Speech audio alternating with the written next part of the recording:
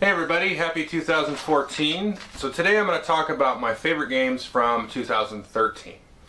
And before I get into that, I just want to pause a little bit. As of today, in this moment, I've hit 1 million views on my YouTube channel. And so I'm very happy about that. That was kind of an initial goal that I had set for myself way back when, as kind of a nice, cool number to hit. So I'm very happy with that, and I'm very pleased, with all the feedback I've received, positive and most of the negative feedback. Even the negative feedback sometimes, it's critical. It makes me try to get better, and so I totally appreciate that. And so, like I said, it's an interesting thing because I go from 0 views to 1 million, and it doesn't seem, it's not as much as it seems like, but it's a nice, satisfying feeling to start something, just kind of dive into it, and not really know what on earth I'm even doing, and then really just kind of, it just grabbed me. So this, the video stuff is like this ancillary hobby to the board gaming, and so I've got like these two almost sometimes competing hobbies, but they will complement each other well. So I'm very happy about that, and I'm really happy to share these games with you, and I'm awesomely excited to share that I've basically got 5 categories of games here, and I have sort of a winner in each category because I have a very difficult time trying to just do like a top 10. I mean, for example, you've got a game like Love Letter here, which is an excellent little game, but I can't really compare it to a game like, I don't know, Game of Thrones or something. They're totally two different, those are two different worlds there. Both excellent games. So I broke them into 5 different categories. And the categories are kind of traditional, but I'll explain a little bit about them as I get into it. But I'm basically going to be giving away a game from each category. And I'm doing that in partnership with the publishers. So my favorite game from each category is going to be given away in different venues. So my game of the year, which will be the last one that I talk about, will be given away on Board Game Geek. And my favorite sort of strategy game will be given away on my YouTube channel. And so as I go into the different categories, I'll explain a little bit about the contest quickly, but I'm very, very happy, that the publishers have, stepped up and been supportive of me in this way, and I hope it's, you guys that are able to participate in the contest appreciate it, and know that I appreciate you and appreciate your feedback, and making this kind of stuff possible and everything. And I just, I'm very lucky. It's a very fun sort of hobby thing to have. The gaming, I'm very lucky to be in a spot in the world and all that good stuff when, I can play games at leisure and do this kind of thing for leisure. So I really appreciate that, and it just, please take that for what it is. And we're going to jump into it. Now, I do have an honorable mention to give away here, or to talk about, not give away. I'm not giving away the honorable mention. I do have an honorable mention to talk about because, as I said in my last video, that I had a tough time with this list. There's a lot of games that I won't even talk about that I think are excellent or still up on the shelf. But this year, as I kind of sat down, I was kind of thinking, this year it's a little soft, there's no Eclipse or Dominion or something like that that's come out. That's like your big blockbuster. But then as I kind of sort of investigated a little bit, and I've been playing a lot of games over Christmas and trying to figure out, what's just my favorite game and all that stuff. It really has kind of come to light that this year is full of innovation. And to me it feels like this is one of the most innovative years in a long time. There's lots of games. And I will probably do a blog post maybe in a couple of weeks or something and to kind of talk about that, because there's a lot of games I'm not going to highlight here, but some that have very innovative things in it. But one I had to give an honorable mention to is the Pathfinder Adventure card game. So this got a lot of press. There's a lot of talking about it, and basically, it's an RPG in a box that's just a very simple card game. And I've had a great time playing this game. I'm almost through the latest expansion, which is the Hook Mountain Massacre stuff. And it's really cool because I can play this solo. I can level up my character, play different things, and I can take the game to my game group, and maybe we play a scenario they want to play, and I use my character in there, and then I get a cool blessing or something out of it. Or I say, hey guys, let's play this scenario. I tried to play it twice last night. I couldn't win. I couldn't figure out what the heck to do, because maybe I'm playing solo. I need some support characters, so we're going to try the scenario again, and then try to beat it. And then Billy rolls badly, and then I die, which happened. And his name isn't Billy. But But it's fun, you know. I can take it. I've got that sort of Risk Legacy kind of thing where you have a persistent game that's you know, stays across all the different play sessions. And it's a really simple card game, maybe even too simple. But I get into the story, I interact with the theme. Excellent game. I just want to give it a special mention. So let's just jump right into the 5 categories. Now the first category has 5 games. All the rest will have 3 games. And the first category is normally the type of game that I get into. I'm a little bit more of a strategy / Euro gamer. But I quite enjoy all the games from the other categories. I guess you could say I have a deficiency that I like all kinds of games. You know, I don't know how other people really are. It seems to me that most people sort of fall into categories like they're a Euro gamer or they're an Ameritrash gamer. And that's fine, you know, whatever. But I like them all. I don't like every game, but I do like all the types. Anyway, so the first one is strategy. I'm just going to call it strategy because it's not necessarily Euro games, but there are mostly Euro games in here. And so let's just jump into that. There's 5 in this and then 3 in the other. So let's jump in. So here we go, Clash of Cultures. Not a Euro game. Definitely more of the Ameritrash game, but I do find this one really strategic. You know, it's not strategic like chess, but it is strategic and it definitely involves you in the theme. I like how you can play around with the technology in here, or I call it the technology tree, but it's really sort of the different government trees. So you can, you know, play with the different strategies presented by the governments and how they're going to interact to the different goal cards and things that you're going to get during the game.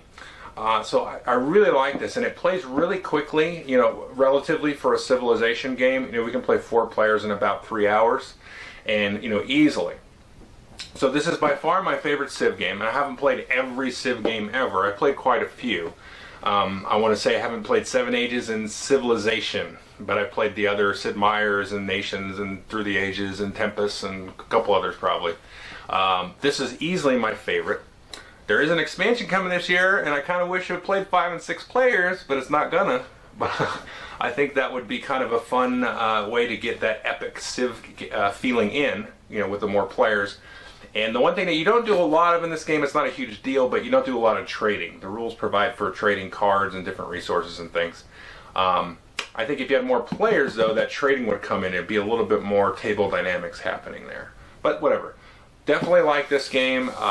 Really enjoy it. It's almost knocked Eclipse out for me. I think, to me, if you have this, or if you had Eclipse, but, you know, you didn't like it so much, you kind of wanted to like it, but, you know, this one would definitely be a replacement. I still have Eclipse, but this is right in that same genre. It's almost more of a 4X than a Civ game, but I really enjoy this. And technically, 2012 release, I think I got it on December 30th of 2012, and I can't remember exactly. I know I got it, was like day before New Year's or something, and so it's a 2013 release for me. So this one, definitely take a look at that. It's really, really fun. A very simple rule set almost in a way for a Civ game, but very engaging, and you can play it relatively quickly. Number 4 in this category is Lewis and Clark. This is an excellent game. It's going to be difficult to find, I think, for now. I believe, don't quote me on it, they're supposed to have a Kickstarter. I thought it was going to happen by now, but it hasn't happened. This is a really good game.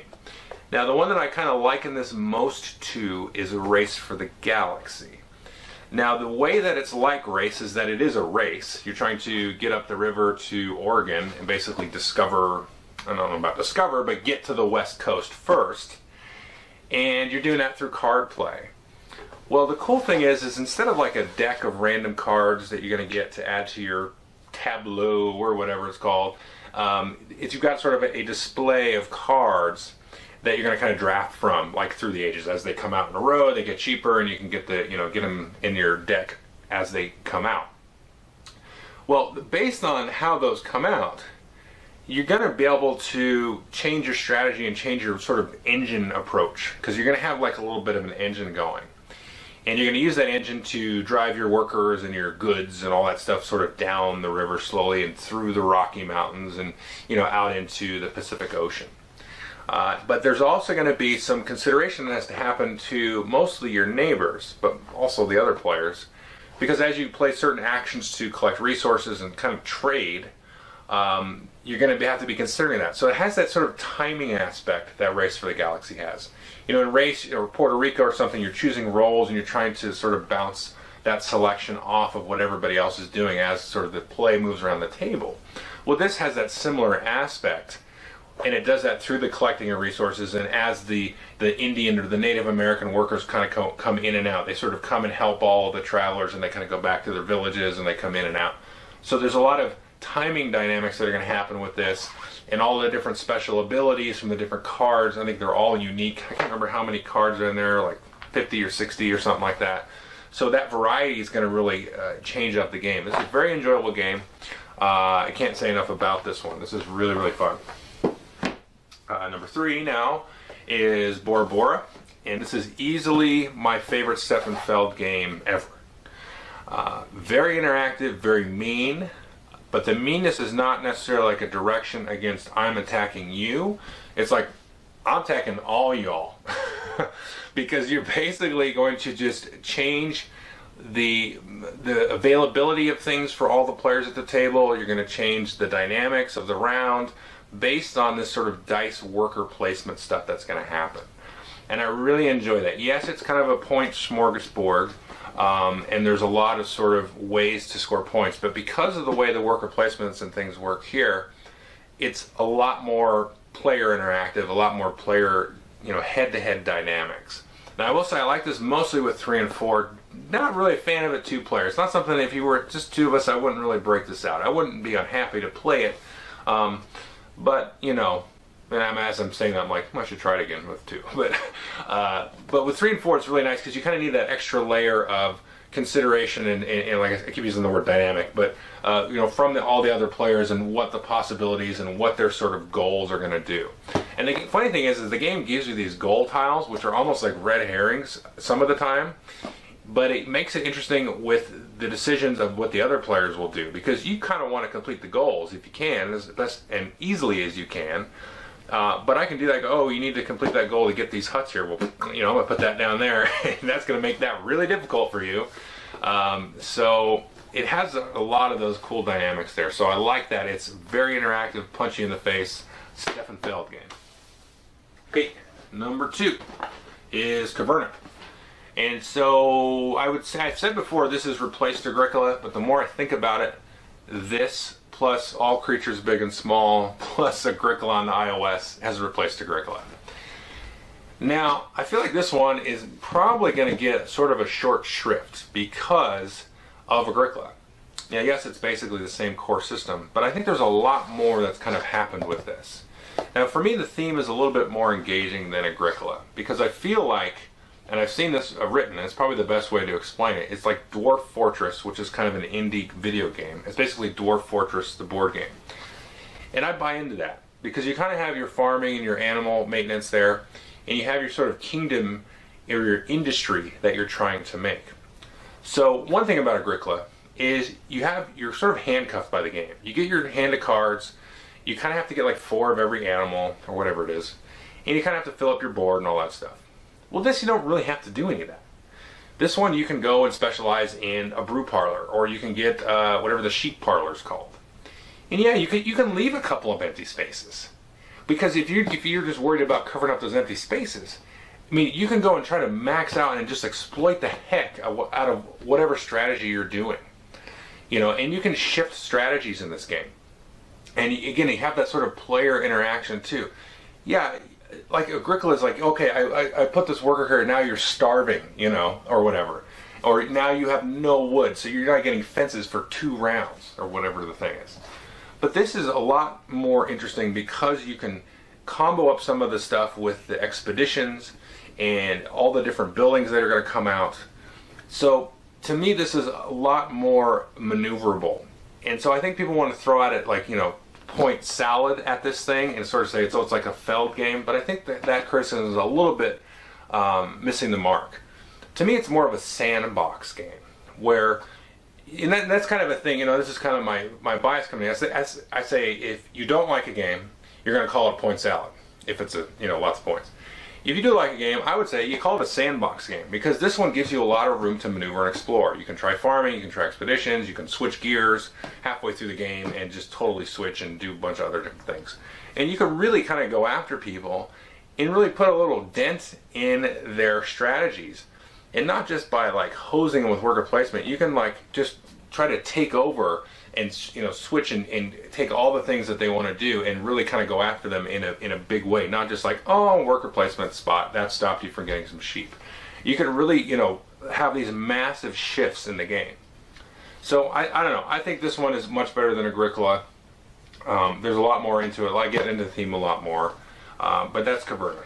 So the number one game, and this game is going to be given away to my YouTube subscribers. So if you're subscribed to YouTube, please comment on the video on YouTube, and then I will give this away with partnership from Minion Games. So my number one strategy game of the year is Hegemonic. And this game is very, very mind-blowing. This is a game that's going to be difficult to penetrate, at least the first time that you play, if not the first couple times. There's a lot of different things that are going to happen here, and this, you think about it, it's like kind of a 4X game, but it's basically Eclipse, if you think about it, on a huge scale that goes over thousands of years. And I really like that because this has, you can feel sort of the churning underneath the game board. It's like, this is an interesting game because there's a lot going kind of underneath the surface, because you have these different sort of technologies. You've got your industry and your political, which is really neat. And you also have your sort of war, you know, your martial or military type stuff that's happening. But when you have a battle, you're not just putting in these, like pushing these little bitty ships. You have this sort of protracted, extended, long reach of an arm of the military. And you can fight political against military and military against political and industry against industry and have all these different sort of combats. And so a lot of that sort of timing that's going to happen with the playing of the action cards and things, that's very much going to happen above the table. There's going to be some negotiation there, maybe pay some people off. And because of that, I would say, I've tried this with 2-player, tried it the other day actually for the first time. It actually works good with 2-player, but you're missing out on that sort of larger sort of table diplomacy kind of thing, if you will. Now it's very lightly in there, it's not heavy diplomatic, but you can definitely use that to your advantage, and you know, use that to sort of keep people under control, because at its heart it's a very abstract you know, area majority game. But you have the sort of above the table stuff happening, and then underneath, in the thematic sense, you've got a lot sort of happening, and it kind of reminds me of some of the 4X games on the computer, where they're very large scale, epic sort of galactic things, you know, where like Eclipse is more like solar system level, but this one is very much galactic, where you have this sort of long turning thing. So when we have a military conflict, I see these triangles there, but because of all sort of the strategic thought and maybe a little bit of diplomacy that went into it, what I'm envisioning is like millions of spaceships fighting, you know, underneath the covers, and I'm some, you know, weird, you know, cerebral alien up here manipulating, you know, and causing all these political strife and sort of backdoor dealing and stuff like that. So this one has a lot going on for it. Fantastic components, and the only thing that I would mention is the 2-player game is actually cool, and I'll do more of a full-length review on this one actually in short order. But there's a thing with the combat. So you have cards that you play from your hand, and they can be tech or combat. The cool thing is, in the rules, there's actually sort of a random die roll kind of thing where you can flip over the top card of the deck and sort of apply that number, whatever's shown there. I would say don't do that necessarily with more players. I haven't tried with more players, but I'd say if you're playing with 2 players, it actually keeps it kind of interesting. So you have sort of a threshold that you have to kind of get to, you know, just to kind of be safe, but you can sort of fudge that threshold a little bit more with less players. You can play with more players too. So anyway, Minion Games are going to be giving this away on my YouTube channel. They're also going to include the special metal coins that I don't particularly have, but I will throw up some pictures of those now, and so you'll get a set of those along with the game of Hegemonic. So anyway, I can't recommend this enough. I think this is going to hopefully not fly under the radar, but it's an excellent game, lots of high-level strategy, very interesting dynamics between what's going to happen, you know, sort of head-to-head, as well as, you know, kind of underneath the board thematically. So that's my strategy. And what is the next set here. One of my favorite categories, the lunchtime filler. So I have a lunch group at work. We play games within that lunch hour, and it's very enjoyable. We try to play different games, and we've really enjoyed to do that over the last couple of years. And I think that's a nice category to have, and this can also fit sort of your game group filler, if you will. So let's jump into that. So number 3 there is Cheating Mages. This game I think is probably getting overlooked a little bit. In my opinion, there's a lot of bluffing you can do. You can play cards sort of out of the norm, it's sort of hidden almost illegally, if you will, and that's kind of what the whole theme of it is to sort of illegally buff up these different mages and get them to win as you're trying to bet on them. So that's a very interesting thing, and it totally reminds me of Colossal Arena, which is an older game, which I really liked, but the end game is really weird. And this one has a much better end game, and there's a lot sort of riding on what you're betting on. So you have to be really sort of, I don't know, the betting is very dramatic, let's call it that way. But so you can bone yourself, but you can also get out of it. I've seen like every kind of game, I should say. I've seen comebacks, I've seen blowouts, I've seen very tight games come down to the last round. So this is a very, very cool game. It doesn't take long to play. I was just kind of looking here at it says 30 minutes. So you can definitely get this done under 30 minutes as you play it. But this is a very, very unique game. So the number 2 game in my sort of lunchtime filler group is Council of Verona. Now this is sort of an expansion upon the love letter idea. This is kind of like gamer's love letter, if you will. You think of love letter sort of as the gateway game, in just like these kind of micro games that have been coming out. Very easy to play, anybody can play it. A very excellent game. But this adds on almost like a second layer of deduction, because everybody, instead of draw one, play one kind of thing, everybody drafts the cards to start the game. There's a very small deck of cards. So there's a little bit of upfront, gamesmanship that's going to happen. And then so now you've got a sense already, before you've started playing cards, what people might be thinking, what they're trying to do. And then as you play cards, then you've got the sort of hidden tokens that are going to go on and try to, get on the different cards that are going to give you victory points. So it's got that sort of shell game stuff happening there, because sometimes you'll put a token out there, it's worth 0. You weren't really interested in that. Or you'll put your 5 out there and you have no idea. So this one's really, really cool. Nice, cool looking caricatured art and things like that. Definitely, a fantastic filler game. So the number 1 game in this category is a game I'm quite blown away by, frankly, and that is Empire Legends. And so Red Raven will be giving a copy of this away to my Twitter followers. So if you follow me on Twitter, I'll select one of my followers at random, and then you'll get a copy of this from Ryan Lockout at Red Raven Games. Now I played originally the 8-Minute Empire, which was a fine game. It's a nice, solid, good game. I still have it.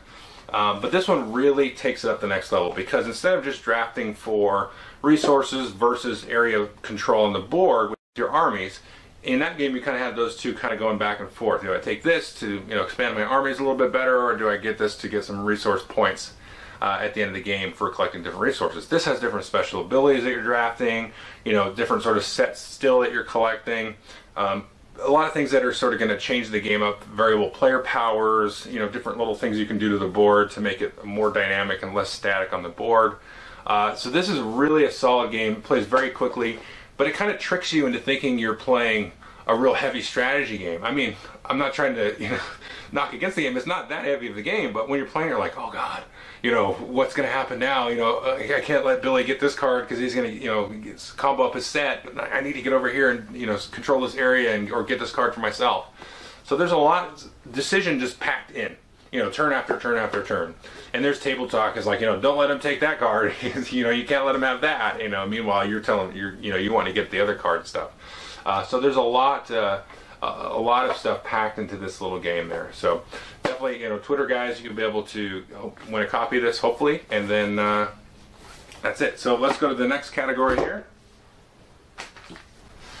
So the next category is sort of the gateway casual kind of family area. So a lot of these games, you could kind of slip these into more of that Euro strategy kind of thing, at least one of them, and but not really. It's more of a nice gateway game, but not filler. These are nice, solid family games that I've played with the family.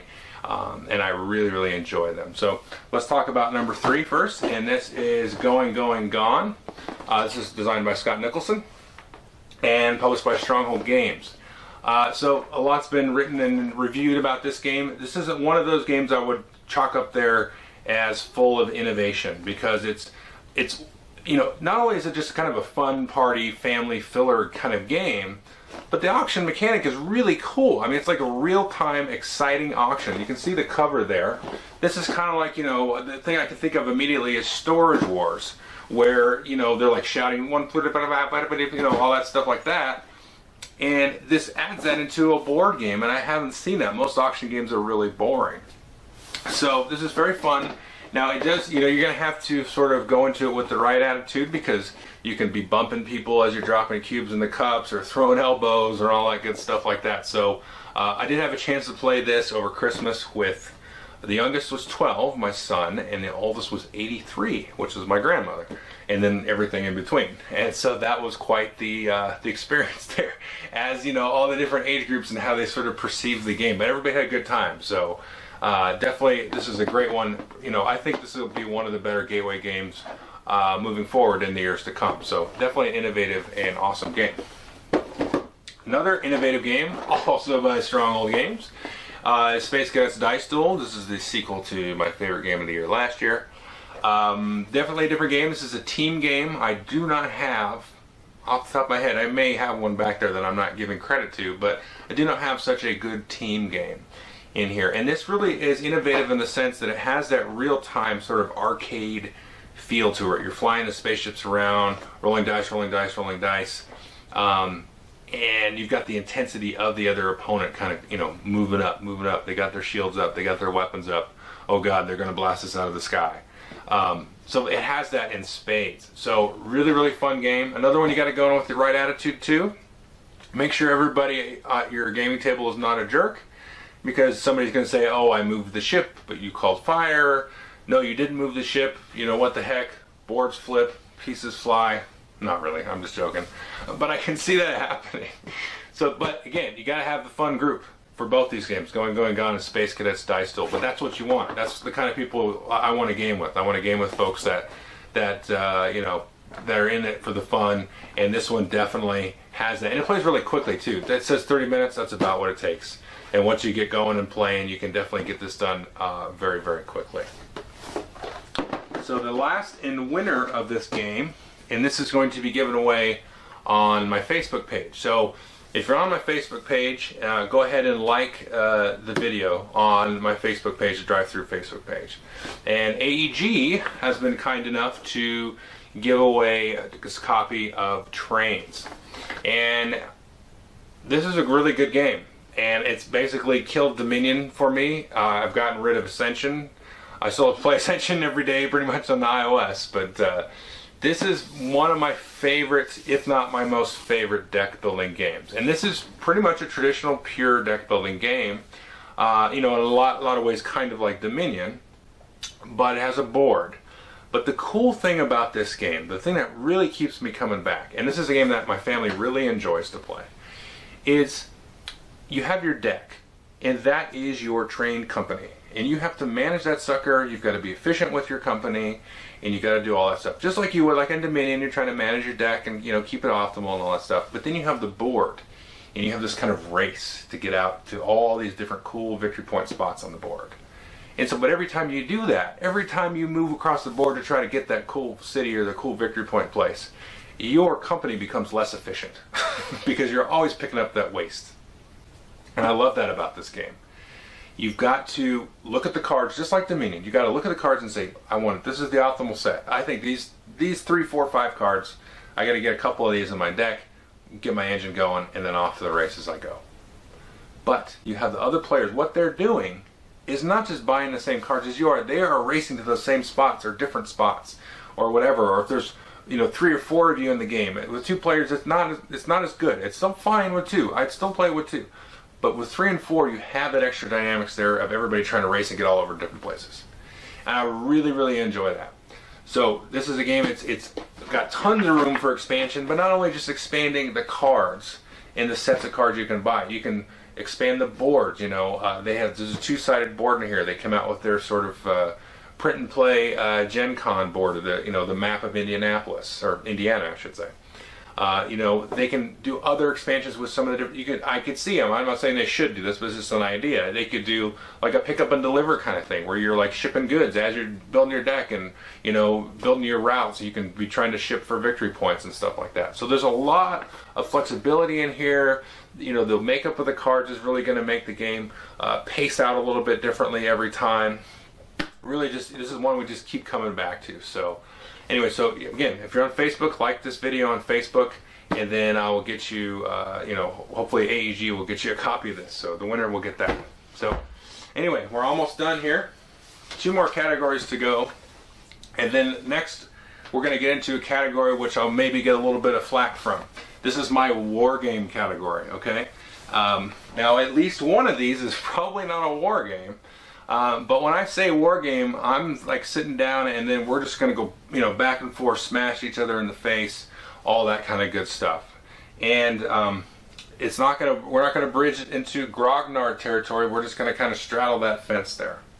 So anyway, the number 3 game that I have in the war game category is Kemet. Now, this is probably not a war game at all, but it is just about battling and beating the junk out of your opponent. This is really, though, and this could really be in that strategy category, but like I said, I had a hard time this year, so give me a break. This one, it goes a lot of ways to sort of optimizing that Ameritrash or that combat game. Like your Nexus Ops, kind of like your Bioshock Infinite, your Clash of Cultures kind of game. This goes and really streamlines it and kind of makes it fair and tries to balance it, and does balance it, but without sterilizing and neutering it. So it gives you all of these cool technology things you can buy. I love the little action pyramid. All of the zones are like equidistant, and you can do these little jump shortcuts if you invested in the technology. You can jump from the different things and back to the different things, and you can get different units and specialize in those. So you still have that flavor and that sort of imbalance that can be created by the players, but the game itself, out the gate, everybody's pretty equal, right out the gate. And the combat is very equalized. But the thing is the drama and the dramatics of it, to me, it's full of it. It does, you don't lose any excitement, even like kind of like Eurofied Nexus Ops, if you will. I mean, for lack of a better explanation, that's really what they've done. But they haven't, to me, they haven't lost all of that drama and stuff. And the other thing that really kind of sealed the deal for me in this one is it plays really good with 2. And I usually like the head-to-head. If there's going to be a lot of antagonism, usually I like the head-to-head, because if like I said, I kind of more of the Euro strategy guy. When you kind of lean to that, antagonistic kind of screw you over thing. When you get more players, it's like, sometimes you can play with people and they're like, I'm going to attack you just because you look funny or something. And it's like, well, why are we playing? Why are we playing this game? So this one, it works fine with multiple players, but it also works with 2. And that's what I really like with this, is it works really well with 2 and multiple players. So this is very, very interesting game. And I would say also I'd chalk that up to sort of an innovative game, just because of how the board works out. And more of innovative, not necessarily in any one thing, except maybe the board, but just how it is put together as a whole and what it really does for both genres. For, kind of your Euro strategic versus your Ameritrash. It really straddles that in a very interesting way. So that's Kemet. Number 3, War Game. So number 2, definitely a war game, is Battle Lore 2nd Edition. This is my favorite Command & Color game of all time, easily by far. This does so many things to improve the system. You have your sort of varied scenario set up. You have a lot more focus on the units, on the way that you muster your units on the board versus, configuring your lore deck.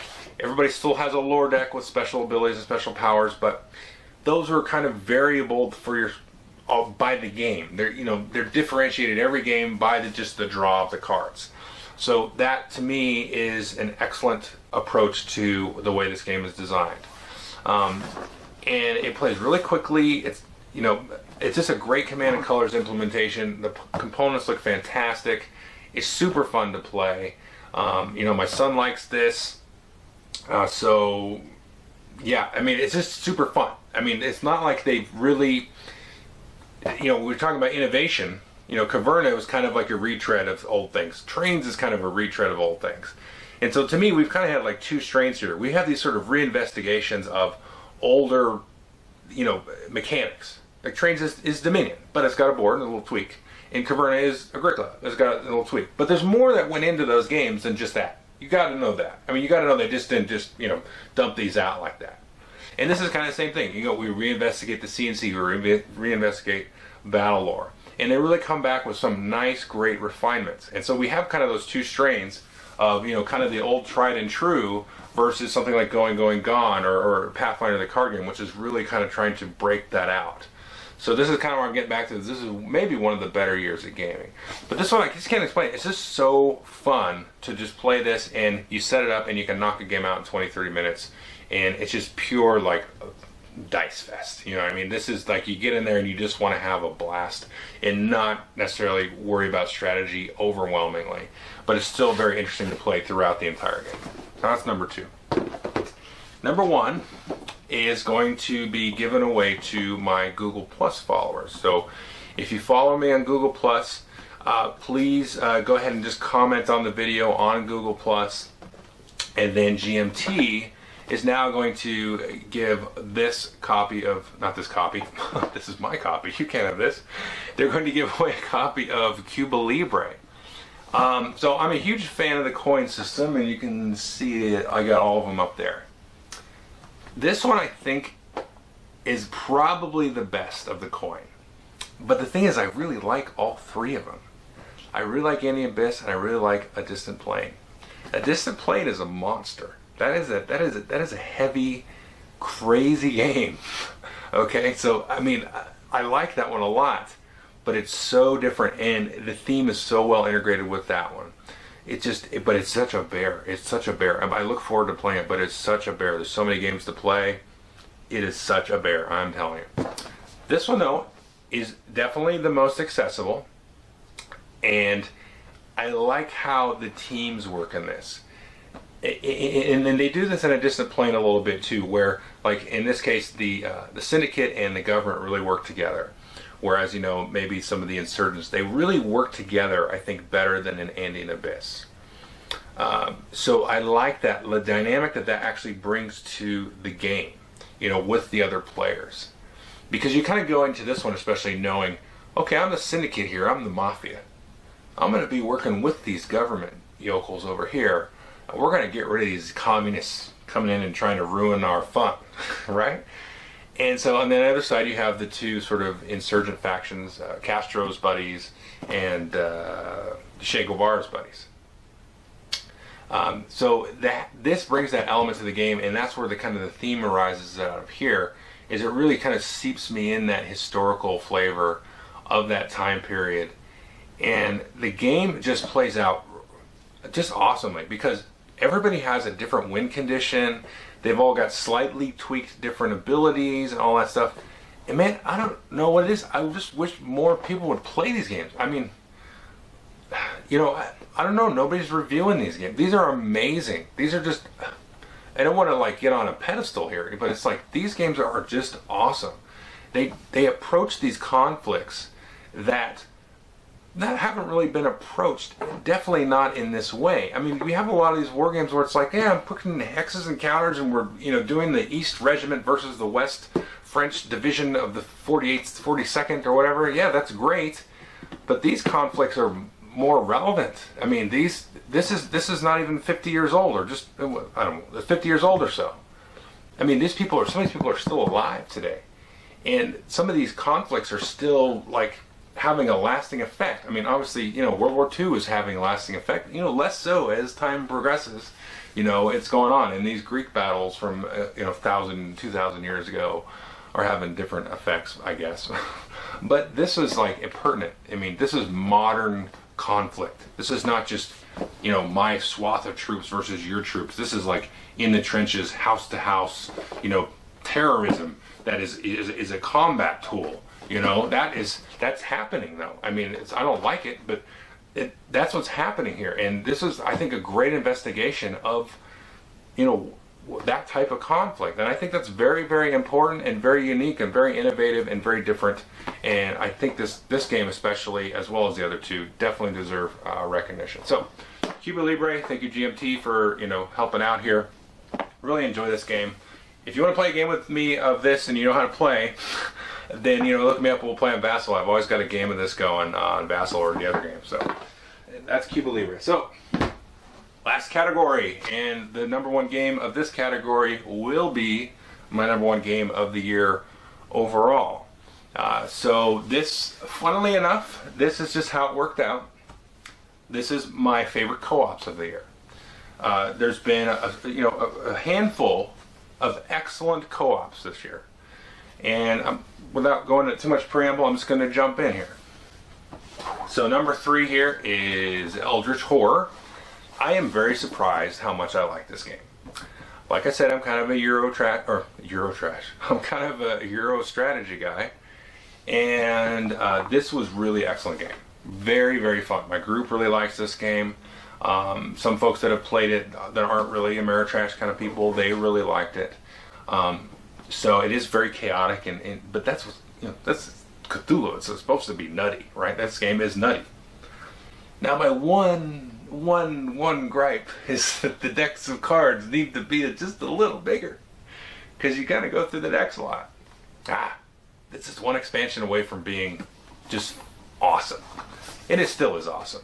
But this is so fun to play. You get in there and it's just hilarity. Just like, oh, this thing happened, and your dude died or went insane, and then when I went to visit you in the mental institution, this thing, it's like, or whatever. All this crazy stuff happens. So, really, it's kind of like Battle Lore. Coincidentally, they're both from Fantasy Flight, but they're both they're just really fun. You just sit down and it's not like. It's kind of like you go to the movie, right, and you go see Transformers. That's kind of what these games are. If you don't look highly on like Transformers or Pacific Rim or something, whatever. But I don't mean to knock the game for that. But that's what it is. You get in there and it's just like it's a roller coaster ride, and it's cool special effects, great components. That's the kind of game that this is. It's just an awesome, fun ride. Right. Whew. Getting tired of talking a little bit here. All right. So the number 2 game is Robinson Crusoe, and this is also a great game. And so this is really neat because it all takes place on this island, but you have very different games that will play out. So even though you have your sort of same mechanics that are happening with drawing cards, and you go and build a roof, and then this happens, or you go explore and this happens, the goals of the game are very different. For there's 6 scenarios in here. So it's the theme of this one, and there's a consistency across all the games in this category. The theme is what kind of comes out.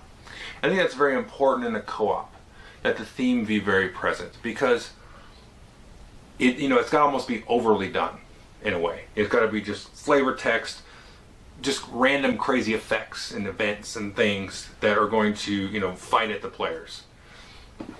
And this really excels at that, because you have, like I said, all these different things, and the main thing that this has, and also Eldritch Horror also kind of has, is this whole cause and effect thing. So this thing, when you do like an event, like say you explore or go build something or try to craft something, you probably will flip an event card that maybe you will shuffle back into the main event deck that's going to come back and bite you later, when Eldritch Horror has something kind of similar to that. And I like that because it's not like, oh, this random bad thing happens that doesn't make any sense at all. Like it just came out of nowhere. This one has like a true sort of cause and effect or consequence for your stupid decision earlier. And I really, really enjoy that about this game. And I am very much looking forward to, it should be here in a couple days, the expansion of this, which is sort of a campaign across multiple games, sort of a persistent thing. That's really cool. I like that idea of that persistent, game state that's drug across multiple days and play sessions. So really, this is another one that's kind of hard to find. It keeps going out of print and that, but definitely you got to look at this one and take a look at it. Really invest in it. It's very difficult to beat. I've beaten it now twice out of 8 times. So my win percentage is low. I beat Eldritch Horror more than this one. But anyway, this one seems really hard because I've got my butt kicked by it. I mean, not just lost, like just destroyed by it. And I've won it before. I'm like, what? I thought I was good at this game. All right. So this is really cool, and it just, like you said, you can kind of come back and revisit this place and, you know, kind of look at it through a different lens, through the different scenarios, and I really like that. So that's my number 2, Robinson Crusoe. So my number 1 game of the year, and in this category here, this is going to be given away to the Board Game Geek users. There'll be links and things and explaining how to do the contest on Board Game Geek because they have very specific rules for that. But it's basically the same. If you watched my video last year, it's basically the same. So this will be given away there. And this is kindly provided by Academy Games. And this is Freedom, the Underground Railroad. And this game is, let me just cut right to it. It's a co-op game, and it's about freeing slaves. And it's also a very good game, mechanically. A very difficult co-op game. And so it's very solid. You know, the mechanics work. It doesn't feel too random. It doesn't feel too dry. But the thing about that is, because it's been applied so successfully, and I'm not going to equivocate here about how, you know, sensitive they were to the subject or anything like that, because in some ways they were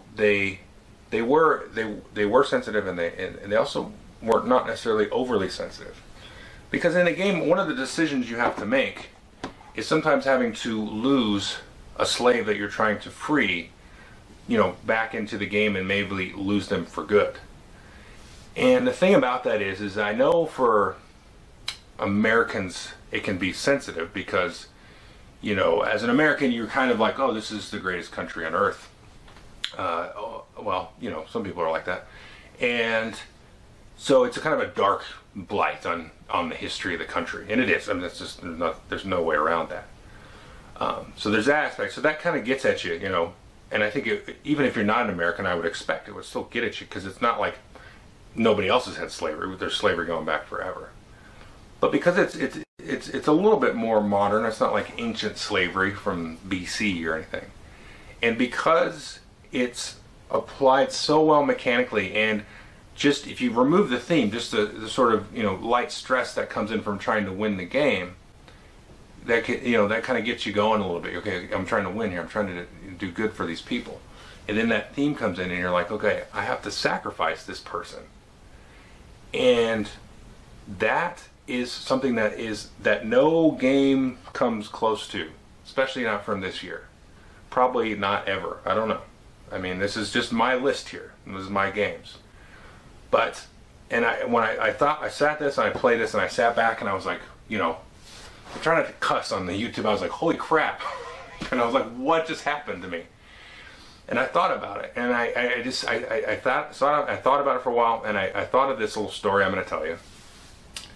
And I remember reading a book by Bob Dylan. He's an old singer-songwriter, still around. He's not old, but he went to a show when he was young. He was just trying to do the folk music, and he was kind of had the back of his head doing rock and roll. And he saw this opera or something. And he said, wow, you know, I wish my music could do that. Whatever this opera is doing to me, I want to do that through rock or folk rock or whatever he ended up calling it. And I'm like, yeah, I mean, that's what, because at that time, think about Dylan now, back then, you had like folk music and like the Beatles and that kind of Elvis Presley and that kind of rock. So think about games now. We're kind of in that, we got our Euro, we got our Ameritrash, we got these different things happening. And this is kind of what I'm talking about with this whole theme of innovation. You got Going, Going, Gone. That's a different, you know, in-your-face, crazy dexterity auction game. And you have Pathfinder, the card game. This is the thing. And then you have this, and I'm sitting back. I'm like, this is opera. This game is now opera. This is not baloney either. This is not like, you know, some epic civilization game opera. This is opera. This is like, I am trying to free these people. You know, this is like, holy, I'm there, you know, and the cards that come up are all historical people and events. And I was like, this is amazing, you know, because if the game didn't succeed on the mechanical level, that wouldn't have happened. So I know it's a good game under there. I know deeply that this is a fantastic game. It's difficult. It's hard to beat. You know, it fights against you. Those slave catchers, they go after your guys. You don't want them to. You just want to get at those slave catchers and take them out. But it succeeds on all of those levels. You know, this is an aggressive game. It's a risky game, but it's done with such good effort and execution. It just knocks it out of the park.